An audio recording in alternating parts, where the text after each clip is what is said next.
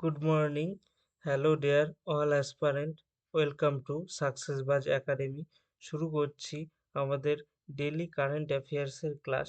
প্রতিদিন সকাল 7টায় আমরা এই ক্লাসে আলোচনা করি এক্সাম ওরিয়েন্টেড গুরুত্বপূর্ণ কারেন্ট অ্যাফেয়ার্সগুলো উইথ এমসিকিউ। আশা করব এই ক্লাস থেকে তোমাদের আপকামিং এক্সামের কারেন্ট অ্যাফেয়ার্স এবং স্ট্যাটিক জিকে 100% কমন দেবার।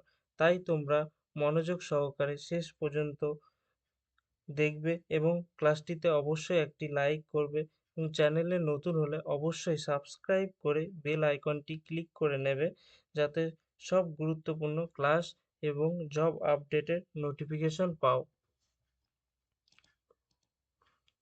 এই সাকসেসবাজ একাডেমিতে ডেইলি ক্লাসে general studies, current affairs, mathematics, English, রিজনিংয়ের ক্লাস, নতুন সিলেবাস এবং নতুন যে সমস্ত আপকামিং এক্সামের উপর ভিত্তি করে করানো হয়।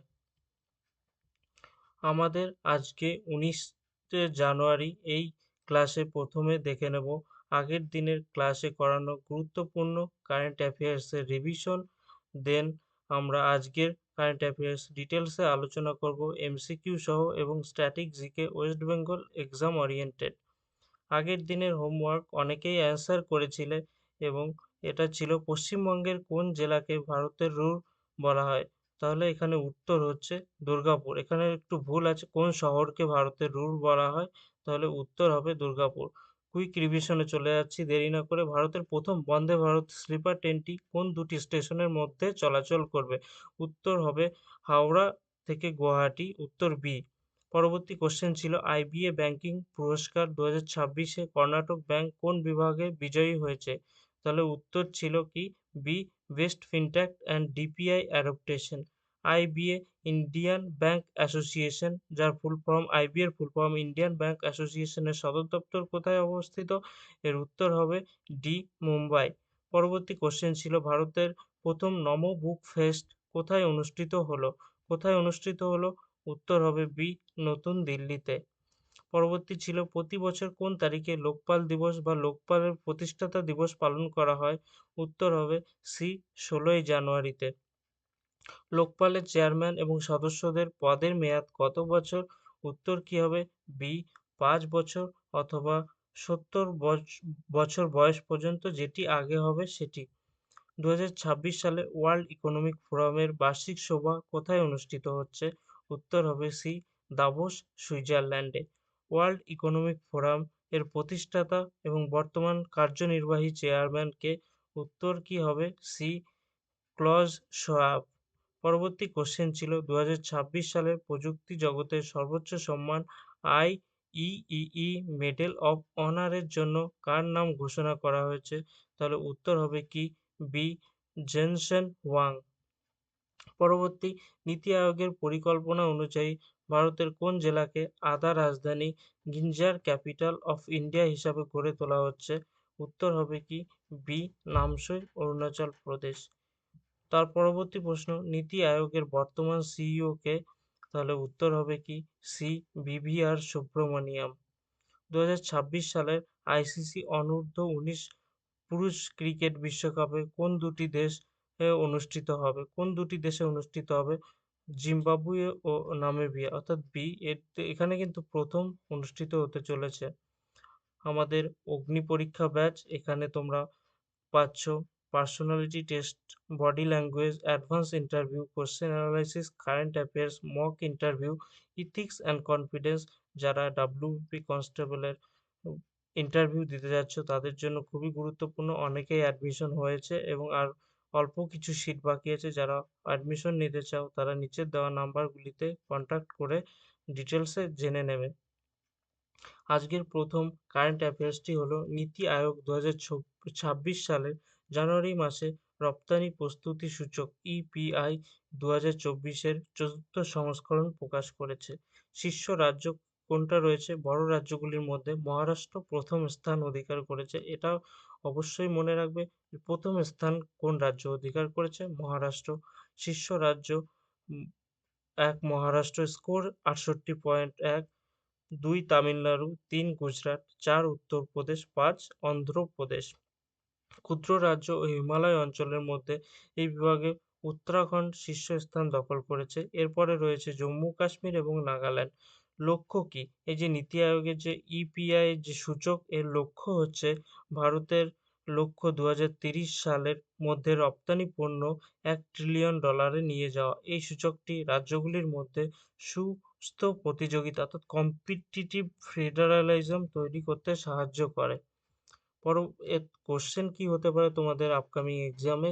নীতি আয়োগ কর্তৃক প্রকাশিত রপ্তানি প্রস্তুতি সূচক ২০২৪ এক্সপোর্ট প্রিপেয়ারনেস ইন্ডেক্স অনুযায়ী বড় রাজ্য অর্থাৎ লার্জ স্টেট বিভাগে কোন রাজ্য শীর্ষে রয়েছে? উত্তর কি হবে? সি অর্থাৎ মহারাষ্ট্র রাজ্য কিন্তু প্রথম স্থান অধিকার করেছে। পরবর্তী, ভারত আন্তর্জাতিক গণতন্ত্র ও নির্বাচন ব্যবস্থাপনা সম্মেলন ২০২৬ India international conference on democracy and election management 2026 তারিখ কত তারিখে এটা হচ্ছে? সম্মেলনটি ২১ থেকে ২৩শে জানুয়ারি ভারত মণ্ডপম, যে নতুন দিল্লিতে ভারত মণ্ডপম বলে জায়গাটি, সেখানে কিন্তু এটি অনুষ্ঠিত হবে। এই অ- এই অর্গানাইজেশন আর কি, এটার নাম কি? India international conference on democracy and election management 2026। উদ্যোক্তাকে এটা পরিচালনা বা এটা অনুষ্ঠানটা কে করবে? এটি করবে ইসিআই এর অধীনে India international institute of Democratic election commission of ইন্ডিয়ার অধীনে India international institute of democracy and election management IIIDEM দ্বারা পরিচালিত হচ্ছে। এটার থিম কি ছিল? থিম পরীক্ষার জন্য গুরুত্বপূর্ণ হয়।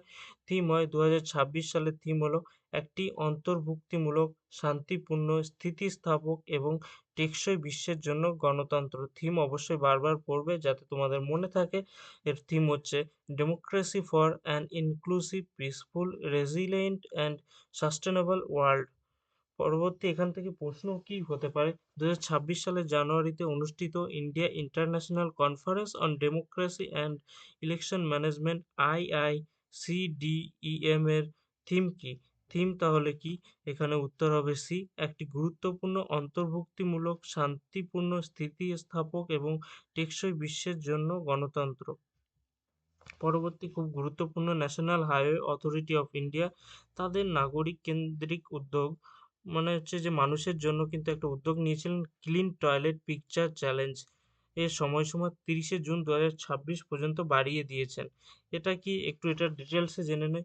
যে ক্লিন টয়লেট অর্থাৎ তোমরা যদি ন্যাশনাল হাইওয়ের পাশে কোথাও যদি টয়লেটে যাতায়াতের যাত্রীগণ দেখতে পায় যে অপরিষ্কার টয়লেট, তাহলে কিন্তু তারা ছবি তুলে রিপোর্ট করতে পারে। এই রিপোর্ট করলে কোথায় রিপোর্ট করতে পারবে, কি করলে রিপোর্টের মাধ্যমে তোমরা কি সুবিধা পাবে, সেটা আমরা একটু জেনে নেব। রিপোর্ট করার মাধ্যম, অভিযোগ বা ছবি জমা দেওয়ার জন্য NHAI এর অফিসিয়াল মোবাইল অ্যাপ রাজমার্গ যাত্রা, এটি ব্যবহার করতে হবে। অর্থাৎ রাজমার্গ যাত্রা অ্যাপ ব্যবহার করে কিন্তু এর রিপোর্ট তোমরা অবশ্যই করতে পারবে, ছবি তুলে সাবমিট করে দিতে পারবে। এই ছবি তুলে সাবমিট করলে কিন্তু তোমাদের জন্য একটা রিওয়ার্ড রয়েছে। যদি কোনো যাত্রী মহাসড়ক কোনো অপরিষ্কার টয়লেট দেখেন এবং সেটি রিপোর্ট করেন, তিনি পুরস্কার হিসাবে ফাস্ট্যাগ অ্যাকাউন্টে ৳১,০০০ রিচার্জ পাবেন। একটা খুবই গুরুত্বপূর্ণ পদক্ষেপ সরকারের, যে ৳১,০০০ কিন্তু তোমরা রিচার্জ পেয়ে যাচ্ছ যদি অপরিষ্কার টয়লেট দেখো। তাতে কি হয়? স্বচ্ছ ভারত হয়।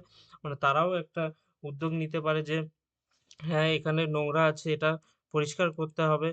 এটা একটা উদ্যোগ হতে পারে এবং তোমাদেরও সুবিধা, তোমরাও একটা ক্যাশব্যাক রিওয়ার্ড পাচ্ছ। এখান থেকে প্রশ্ন কি হতে? সম্প্রতি NHAI কোন তারিখ পর্যন্ত ক্লিন টয়লেট পিকচার চ্যালেঞ্জ উদ্যোগটি মেয়াদ বৃদ্ধি করেছে? কোন তারিখ পর্যন্ত? সঠিক উত্তর হবে কি? গ, ৩০শে জুন ২০২৬ পর্যন্ত কিন্তু বৃদ্ধি করেছে। ২৬ সালে ২০২৬ সালে আগস্টের মধ্যে বেঙ্গালুরুতে নতুন ক্যাম্পাস স্থাপন করবে অস্ট্রেলিয়ার University of New South Wales. এখানে কিন্তু বিদেশি ইউনিভার্সিটি, যেটা অস্ট্রেলিয়ার ইউনিভার্সিটি, খুব গুরুত্বপূর্ণ এবং একটা ওয়ার্ল্ড র্যাঙ্কিংয়ে থাকা ইউনিভার্সিটি, সেটা কিন্তু বেঙ্গালুরুতে ক্যাম্পাস খুলতে যাচ্ছে। এটা গুরুত্বপূর্ণ খবর। অস্ট্রেলিয়ার সিডনি ভিত্তিক বিখ্যাত University of New South Wales ভারতের বেঙ্গালুরুতে তাদের প্রথম বিদেশি ক্যাম্পাস চালু করতে যাচ্ছে। এতে কিন্তু তাদের প্রথম বিদেশি ক্যাম্পাস। অবস্থান কোথায়? এই ক্যাম্পাসটি বেঙ্গালুরু বিখ্যাত মান্যতা টেক পার্ক মান্যতা টেক পার্কে অবস্থিত হবে এবং এই স্থানে ক্যাম্পাসের সুবিধা হলো শিক্ষার্থীরা উইপ্রো, ইন্টেল এবং ইনফোসিসের মতো বড় প্রযুক্তি সংস্থাগুলির কাছাকাছি থেকে কাজ শেখার সুযোগ পাবে। অর্থাৎ কি হচ্ছে, অস্ট্রেলিয়ার যে গুরুত্বপূর্ণ ইউনিভার্সিটি বা একটা ভালো মানের university, university of New South Wales, এটা কিন্তু বেঙ্গালুরুতে মান্যতা টেক পার্কে তাদের একটা ক্যাম্পাস খুলছে, এটা মনে রাখবে। Ranking QS world university ranking ২০২৬ অনুযায়ী এটি বিশ্বের ২০তম স্থানে রয়েছে। তাহলে কিন্তু এটা একটা নামি ইউনিভার্সিটি, যেটা কিউএস ওয়ার্ল্ড ইউনিভার্সিটি র্যাঙ্কিং ২০তম স্থান রয়েছে। এটি ভারতে ক্যাম্পাস স্থাপনকারী র্যাঙ্কিংধারী বিদ্যালয়, সর্বোচ্চ র্যাঙ্কিং। অর্থাৎ ভারতে যে সমস্ত বিদেশি ক্যাম্পাসগুলো আছে তাদের মধ্যে কিন্তু সবচাইতে কম র্যাঙ্ক করা, অর্থাৎ সবচাইতে ভালো র্যাঙ্ক করা ইউনিভার্সিটি এটা। অবশ্যই মনে রাখবে যে কোথায় হচ্ছে, বেঙ্গালুরুর মান্যতা টেক পার্কে। এখান থেকে কোশ্চেন তোমাদের হতে পারে ২০২৬ সালের আগস্টে ভারতের কোন শহরে নতুন ইউনিভার্সিটি অফ নিউ সাউথ ওয়েলসের নতুন ক্যাম্পাস শুরু হতে চলেছে? উত্তর কি হবে? গ. বেঙ্গালুরুতে। পরবর্তী তোমাদের গুরুত্বপূর্ণ, ভারতের কেন্দ্রীয় যুব বিষয়ক ক্রীড়ামন্ত্রী ডক্টর মনসুখ মান্ডাভিয়া ২০০২ সালের বিশ্বকাপ জয়ী ব্রাজিলীয় ফুটবলার গিলবার্তো ডি সিলভাও বলা হয়, যৌথভাবে দিল্লিতে ফিফা ২০২৬-এর আসল ট্রফিটি উন্মোচন করেছেন। ২০২৬ যে ফিফা হবে সেটার আসল ট্রফিটা কিন্তু এখন অনেক দেশে ঘুরছে, একের পর এক যাচ্ছে, সেখানে গিয়ে ট্রফি উন্মোচন করা হচ্ছে। তো ভারতে এটা উন্মোচন করা হয়েছে। কে করেছেন? ক্রীড়ামন্ত্রী আমাদের ডক্টর মনসুখ মান্ডভিয়া এবং প্রাক্তন ব্রাজিলীয় ফুটবলার গিলবার্তো সিলভা। উপস্থিতি এখানে কে কে উপস্থিত ছিল? এখানে ট্রফি উন্মোচন অনুষ্ঠানে উপস্থিত ছিলেন কেন্দ্রীয় ক্রীড়ামন্ত্রী মনসুখ মান্ডভিয়া, ব্রাজিলিয়ান কিংবদন্তি গিলবার্তো সিলভা এবং অল ইন্ডিয়া ফুটবল ফেডারেশনের সভাপতি কল্যাণ চৈবে। অর্থাৎ এখানে তোমাদের মনে রাখতে হচ্ছে, অল ইন্ডিয়া ফুটবল ফেডারেশনের সভাপতিও কিন্তু ছিলেন, তার নাম হচ্ছে কল্যাণ চৌবে। ট্রফি ট্যুর এটি মূলত কোকা কোলা দ্বারা পরিচিত FIFA world cup TM trophy tour নামে কিন্তু এটি একটি অংশ। ২০২৬ সালের বিশ্বকাপের আগে এই ট্রফিটি বিশ্বের ৩০টি দেশ ভ্রমণ করবে। তাহলে কিন্তু এই ট্রফি কিন্তু বিশ্বের ৩০টি দেশে কিন্তু যাচ্ছে। ভারতের অবস্থান, মানে ভারতে কোথায় কোথায় এই ট্রফিটি নিয়ে যাওয়া হচ্ছে? এই ট্রফিটি মোট ৩টি দিনের জন্য এসছে, ১০ থেকে ১৩ই জানুয়ারির জন্য এসছে। এটি ২টি শহরে যাবে, একটা হচ্ছে নয়াদিল্লি এবং গুয়াহাটি, আসামে এটি কিন্তু দেখানো হয়েছে।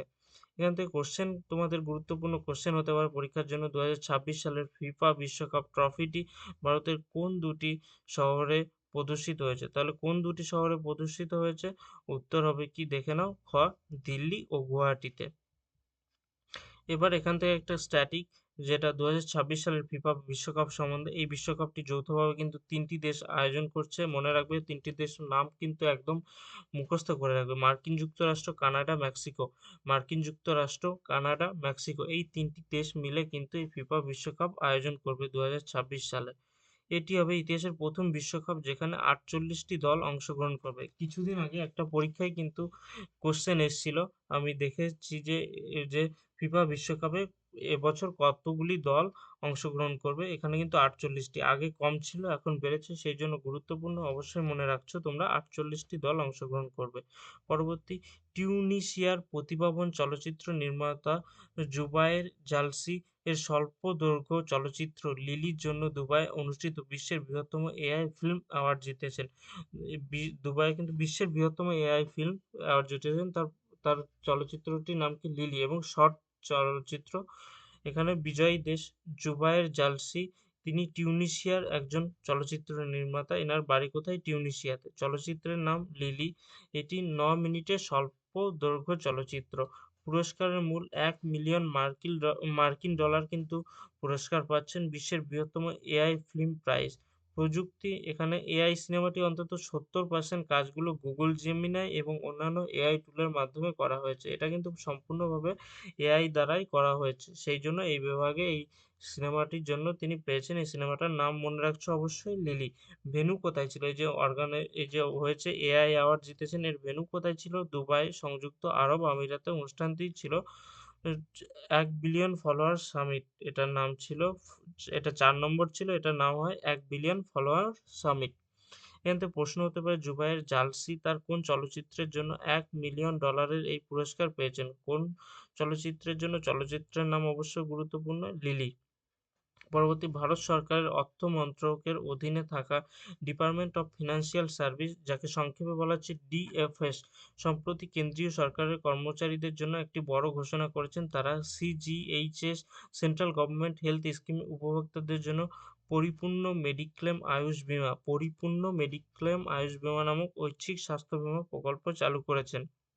বীমার অঙ্ক: উপভোক্তারা 10 লক্ষ অথবা 20 লক্ষ টাকার মূল্য বেছে নিতে পারবে। সহ-প্রদান অর্থাৎ এই বীমার প্রিমিয়াম কমানোর জন্য দুটি অপশন রয়েছে, 70-30 অথবা 50-50। বীমা কোম্পানি ও গ্রাহকের মধ্যে খরচ ভাগাভাগি হচ্ছে এই রেশিওতে, হ্যাঁ? বীমা কোম্পানি একটায় 70% দিচ্ছে, একটায় 50% দিচ্ছে। চিকিৎসা কোন কোন কভারেজ পাবে যারা এই বীমার অংশগ্রহণ করবে? এটা আধুনিক চিকিৎসার পাশাপাশি আয়ুষ, আয়ুর্বেদা, যোগা, ইউনানি, সিদ্ধ ও হোমিওপ্যাথি চিকিৎসার জন্য 100% কভারেজ পাবে, যেটা কিন্তু আগে ছিল না। এখন অ্যাড হচ্ছে আয়ুর্বেদা, হোমিওপ্যাথি এইসবগুলো অন্তর্ভুক্তি। এটি পলিসিতে পরিবারের সর্বোচ্চ 6 জন সদস্য অন্তর্ভুক্ত হতে পারেন। এটা কিন্তু যে চাকরিজীবী, যে সেন্ট্রাল গভর্নমেন্ট এমপ্লয়ি, তার পরিবারের 6 জন পর্যন্ত কিন্তু এর মধ্যে অন্তর্ভুক্ত হতে পারেন। অর্থাৎ এখান থেকে কোয়েশ্চেন হতে পারে তোমাদের, পশ্চিমবঙ্গ অর্থ মন্ত্রকের ডিএফএস বিভাগে সিজিএইচএস উপভোক্তাদের জন্য কোন নতুন ঐচ্ছিক স্বাস্থ্য বীমা চালু করেছে? কোনটি হবে উত্তর? উত্তর দেখে নাও। খ, পরিপূর্ণ মেডিকেল আয়ুষ বীমা। বীমাটির নাম অবশ্যই মনে রাখছো, পরিপূর্ণ মেডিক্লেম আয়ুষ বীমা। এটা তোমাদের হোমওয়ার্ক। মানবদেহের কোন অঙ্গটি রক্ত পরিশোধন করতে সাহায্য করে? কি আছে অপশনগুলো? লিভার, ফুসফুস, হৃৎপিণ্ড এবং বৃক্ক। এগুলোর মধ্যে কোনটা হোমওয়ার্ক সেটা তোমরা অবশ্যই কমেন্টে জানাবে। আজকের ক্লাসটি এখানেই শেষ করছি। ক্লাস কেমন লাগলো কমেন্টে জানাবে। আর অবশ্যই এই যে হোমওয়ার্ক কোশ্চেনটির অ্যান্সারও কিন্তু এই কমেন্টে তোমরা অবশ্যই জানাবে। নেক্সট ক্লাসে তোমাদের সঙ্গে দেখা হচ্ছে। ততক্ষণ পর্যন্ত ভালো থাকবে, সুস্থ থাকবে আর জমি প্রিপারেশন করবে। Take care. জয় হিন্দ।